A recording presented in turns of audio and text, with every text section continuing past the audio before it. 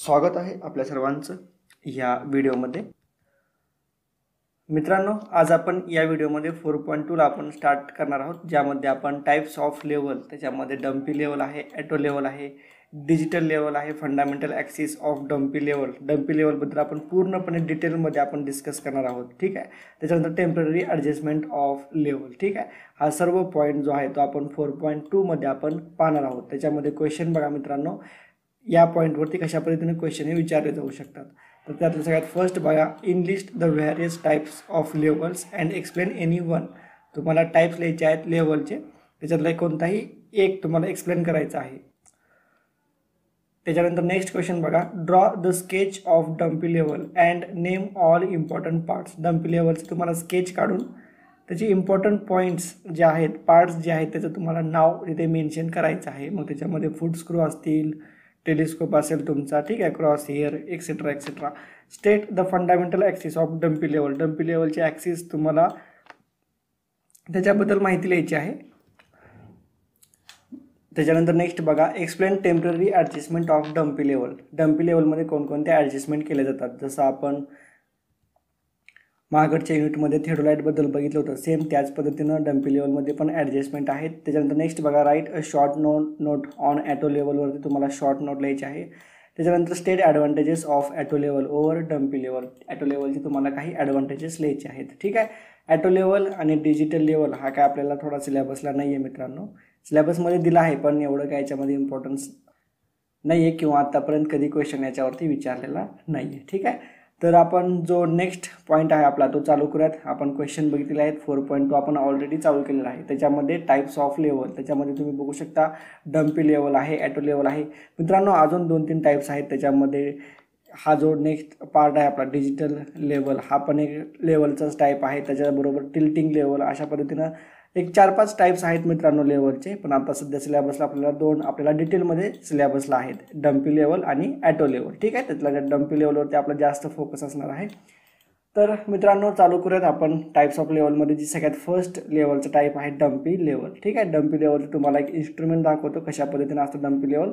तर स्केच तुम्ही बघू शकता मित्रांनो, हे डम्पी लेवलचं आहे। तुम्हाला इमेज बघायची असेल तर तुम्ही इमेज पण बघू शकता। तर मित्रांनो तुमच्यासाठी डम्पी लेवलचं एक इमेज मी इथे आणलेली आहे। तर तुम्ही बघू शकता डम्पी लेवलमध्ये अशा पद्धतीचं लेवलिंग मशीन असतं मित्रांनो, ठीक आहे। त्याच्यामध्ये आय पीस तुम्ही बघू शकता, बबल ट्यूब बघा अशा पद्धतीचा गोल सर्क्युलर बबल ट्यूब असतो। त्याचबरोबर इथे खाली कंपासची रिडिंगसुद्धा तुम्हाला इथे बघायला भेटते, ठीक आहे। त्याच्यानंतर फूट स्क्रू असतो लेवलिंग हेडमध्ये, पूर्णपणे खालची बेस प्लेट आहे, टॉपची बेस प्लेट आहे, याच्यामध्ये फूट स्क्रू। ज्या पद्धतीने आपण थिओडोलाइट हा लेवलिंग करत होतो, सेम त्याच पद्धतीनं याचंसुद्धा लेवलिंग आपल्याला करता येतं। त्याच्यानंतर ऑब्जेक्ट ग्लास आहे मित्रांनो, इथे फोकसिंग स्क्रू आहे। आपल्याला रीडिंग झूम करत असताना झूम करण्यासाठी या फोकसिंग स्क्रूचा आपल्याला यूज होतो। त्याच्यानंतर बरोबर इथे एक मिरर असतो मित्रांनो, ठीक आहे।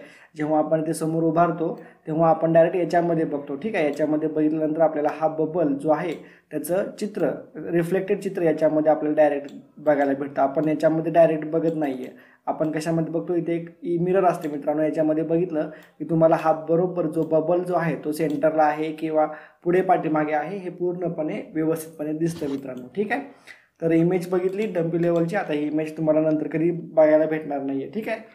आता मी काढून ठेवतो।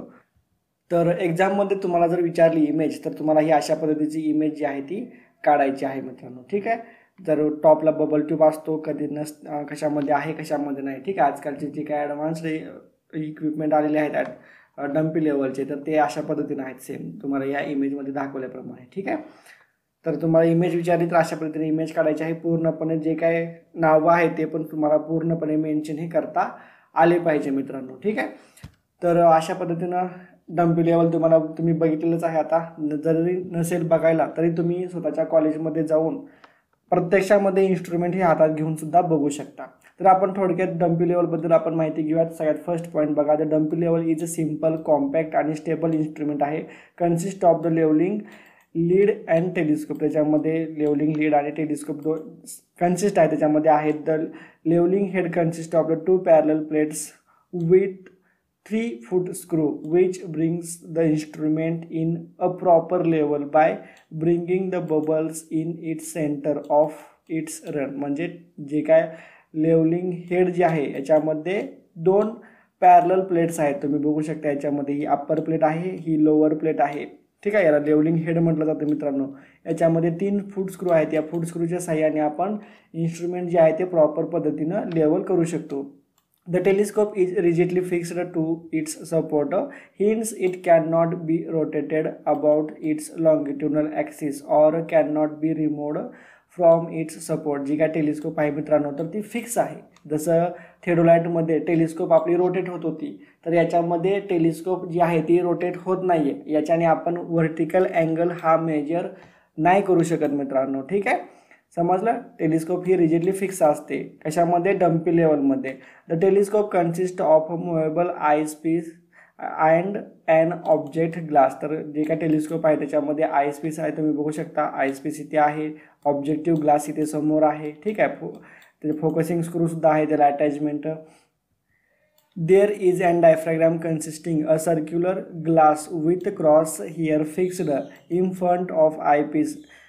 Before observing, cross wires of diagram are made clear and distinct by rotating eyepiece clockwise or anti-clockwise. ज्या पद्धतीने आपण थेडोलाइटमध्ये आयपीसमध्ये डायफ्राग्राम बघितली होती, त्याच्यामध्ये अशा पद्धतीने क्रॉस हिअर असते, ठीक आहे.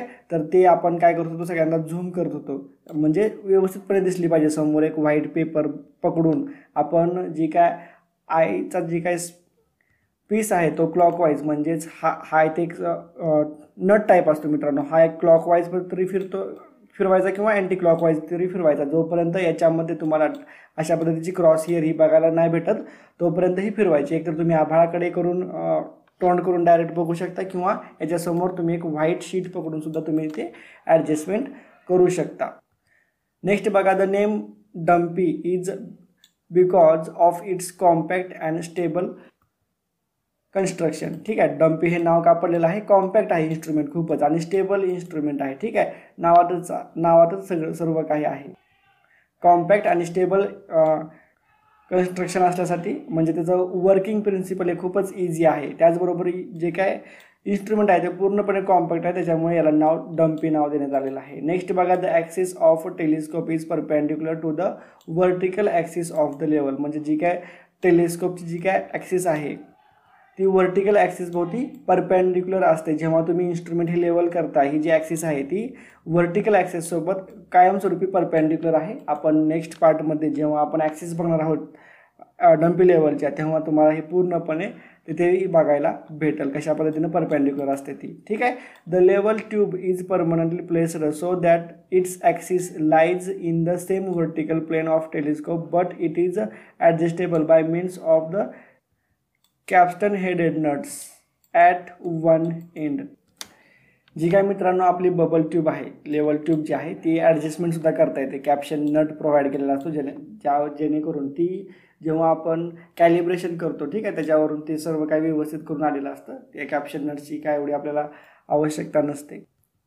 त्याचा यूज फक्त लेवलिंग करण्यासाठीच वापरतात. प्रॉपर जे काय व्हर्टिकल प्लेनला आहे ते जे काय आपलं लेवलिंग ट्यूबची जी काय ॲक्सिस आहे lies in the same vertical plane of the telescope, तरी पण ती ॲडजस्टमेंट केली जाते कॅप्शन स्क्रूच्या साह्याने, किंवा आजकालच्या या अशामध्ये तुम्हाला काय डायरेक्ट हा बबल ट्यूब दिला जातो मित्रांनो, ठीक आहे. जी काय जुनी इन्स्ट्रुमेंट आहेत त्या पद्धतीने त्याच्यामध्ये तुम्हाला अशा पद्धतीचं एक बबल ट्यूब बघायला भेटतो टॉपला, आणि त्याच्या भोवती तुम्ही बघू शकता इथे बबल ट्यूब ॲडजस्टेबल स्क्रू, हा स्क्रू तुम्हाला इथे बघायला भेटतो. तो आपण बबल ट्यूब जो आहे तो ॲडजस्टेबल करू शकतो या स्क्रूच्या साह्याने, ठीक आहे. आजकालच्या ॲडव्हान्स इक्विपमेंटमध्ये अशा टाईपचं काहीही दिसत नाही आहे. तुम्हाला डायरेक्ट सर्क्युलर बबल ट्यूब ही डायरेक्ट बॉटमला दिसते मित्रांनो, ठीक आहे. हा थोडाफार इन्स्ट्रुमेंट बदलले की थोडाफार चेंजेस होतच राहतो. जसं आजकाल आपण मोबाईल खरेदी करतो, प्रत्येक मोबाईलमध्ये फीचर्स हे वेगवेगळे असतात. कुणाचा कॅमेरा चांगला असतो, कुणाचा कमी असतो, कुणामध्ये रॅम जास्त असते, कुणामध्ये रॅम कमी असते, कुणाला मागे 3 कॅमेरे असतात, कुणाला 4 कॅमेरे असतात. अशा पद्धतीने थोडाफार चेंजेस हा होत राहतो मित्रांनो, ठीक आहे, इन्स्ट्रुमेंटमध्ये पण. त्याच्यानंतर नेक्स्ट बघा माहिती, there is focusing screw provided on the telescope. It makes the image of the object clear and distinct. It can also help to bring image in the plane of the cross hairs. ठीक आहे, focusing screw आहे, आपण already बघितलेलं आहे focusing screw इथे.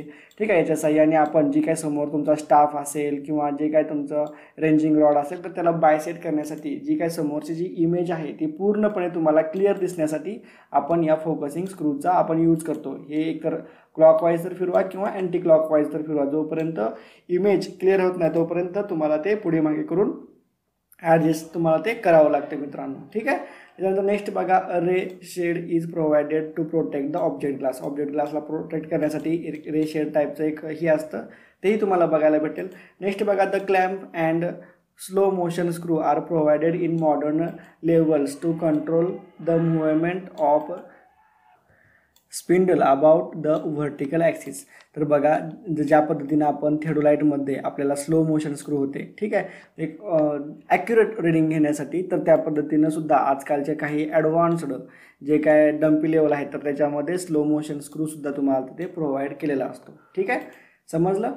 तर अशा पद्धतीनं डम्पी लेवलबद्दल आपण शॉर्टमध्ये इंट्रोडक्शन हे घेतलेले आहे मित्रांनो. याच्या नेक्स्ट व्हिडिओमध्ये आपण फंडामेंटल ॲक्सिस आपण बघणार आहोत डम्पी लेवलच्या.